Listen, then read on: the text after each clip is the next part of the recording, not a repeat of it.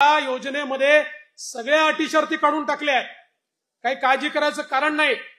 माध्यमांना देखील सांगू इच्छितो की आपणही लक्षात घ्या, कुठल्याही अटी शर्ती आता याच्यामध्ये नाहीत.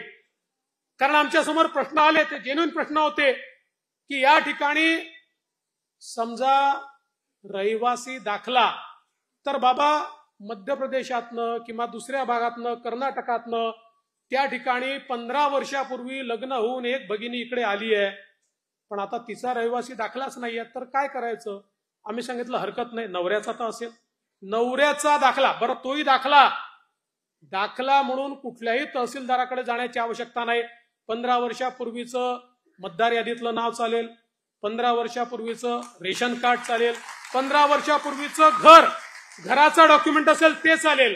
कुठलंही 15 वर्षापूर्वीचं डॉक्युमेंट असेल तर ते डॉक्युमेंट त्या ठिकाणी नवऱ्याच्या डॉक्युमेंटवर, पत्नीला किंवा वडिलांच्या डॉक्युमेंटवर मुलीला त्या ठिकाणी योजना मिळणार आहे.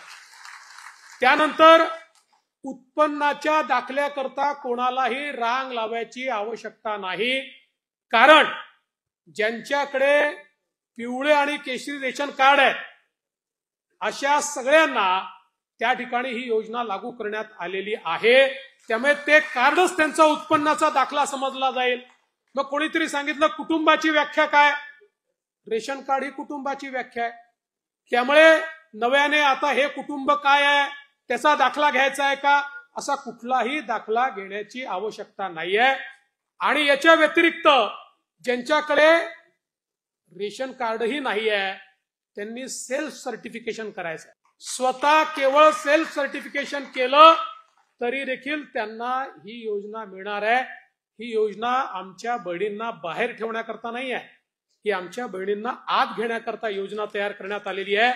त्यामुळे आपल्यालाही कुठेही काही अडचण योजनेच्या संदर्भात वाटली, आपण आता ऑफलाईन फॉर्मही घेतोय, ऍपवरही फॉर्म घेतोय.